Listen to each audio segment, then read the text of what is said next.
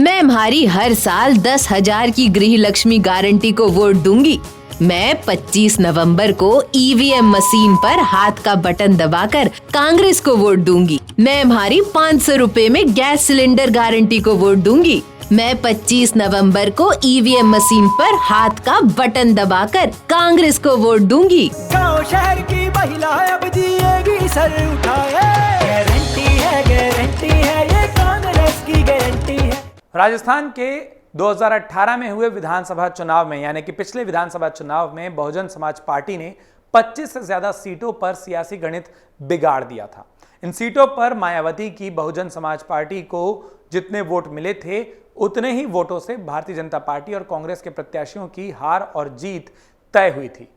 अब मायावती ने पिछले कुछ दिनों से राजस्थान के दौरे तेज कर दिए हैं। राजस्थान के सियासी माहौल में एक बार फिर कयास लगाए जाने लगे हैं कि क्या मायावती 2018 की तरह एक बार फिर यहां सियासी तस्वीर को बिगाड़ने की स्थिति में है या नहीं। वहीं इस विधानसभा चुनाव में बसपा सुप्रीमो ने एक ऐसा सियासी दांव भी चला जिसका असर लोकसभा चुनाव पर भी पड़ सकता है। राजस्थान चुनाव आयोग के आंकड़ों के मुताबिक 2008 में बहुजन समाज पार्टी ने राजस्थान में तकरीबन 7.5% वोट हासिल किए और 6 विधानसभा सीटें उन्होंने जीती थी। 2013 में बहुजन समाज पार्टी का वोट प्रतिशत आधे से भी कम 3.5% के करीब पहुंचा था और सीटों में भी 50% की गिरावट हुई थी। 2013 में बहुजन समाज पार्टी के राजस्थान में महज 3 प्रत्याशी चुनाव जीतकर विधायक बने थे। 2018 में बसपा का वोट प्रतिशत तो आधा फीसदी ही बढ़ा, जो कि 4% तक पहुंचा, लेकिन विधायकों की संख्या दोगुनी यानी कि 6 हो गई। राजस्थान की सियासत को समझने वाले कई राजनीतिक जानकारों का कहना है कि 2018 में ही तकरीबन 2 दर्जन से ज्यादा सीटें ऐसी थी जहां पर बहुजन समाज पार्टी के प्रत्याशियों की वजह से भाजपा और कांग्रेस के प्रत्याशियों की हार या जीत तय हुई थी। हालांकि बसपा प्रत्याशियों के जीतने के साथ साथ वोट प्रतिशत की हिस्सेदारी पर राजस्थान के सियासी जानकारों का अपना अलग ही मत है। सियासी जानकारों का कहना है कि बहुजन समाज पार्टी अपने जनाधार के साथ विधायक तो बनवा लेती है, लेकिन अपनी पार्टी के साथ उनको जोड़ नहीं पाती और इसकी सबसे बड़ी वजह सरकार में शामिल ना होना है। कई वरिष्ठ पत्रकार ये भी बताते हैं कि मायावती ने अपने पुराने अनुभव से सीख लेते हुए ही इस बार अपना सबसे बड़ा सियासी दांव खेला है।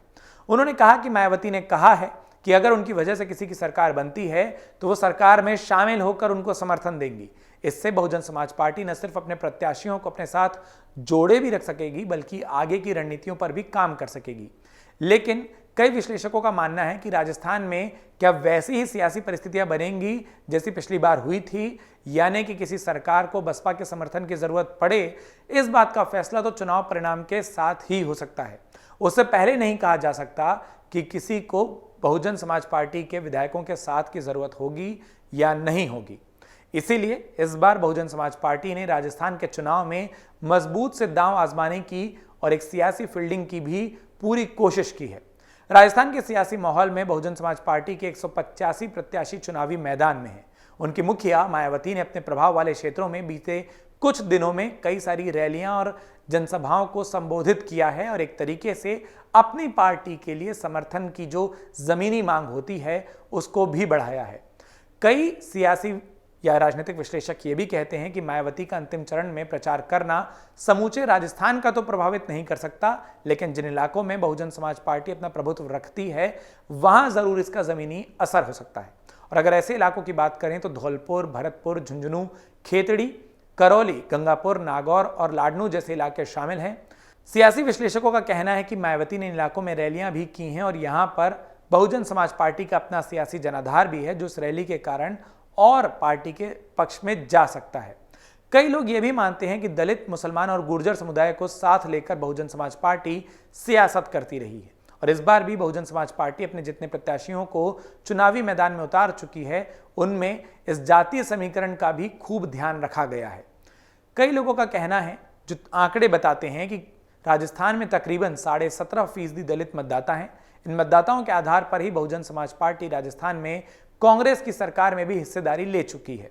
इस बार के विधानसभा चुनाव में फिर से मायावती यही सियासी राह पर चल रही हैं। बीते 4 दिनों से मायावती लगातार इन इलाकों में दौरे कर रही हैं। बसपा से जुड़े एक वरिष्ठ नेता बताते हैं कि बसपा के युवा नेता आकाश आनंद राजस्थान में मजबूती के साथ कैंप करके सियासी माहौल को अपने पक्ष में बनाने के लिए मौजूद हैं।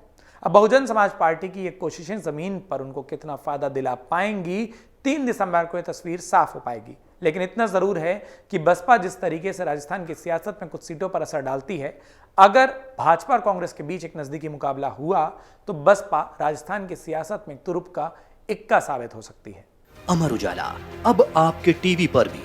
अपने स्मार्ट टीवी पर YouTube पर सर्च करें अमर उजाला, चैनल सब्सक्राइब करें और देखें ताजा खबरें, वो भी HD क्वालिटी में। और हाँ, बेल आइकन दबाना ना भूलें ताकि हर खबर हो आपके घर। अमर उजाला, निष्पक्ष, निर्भीक, निरंतर।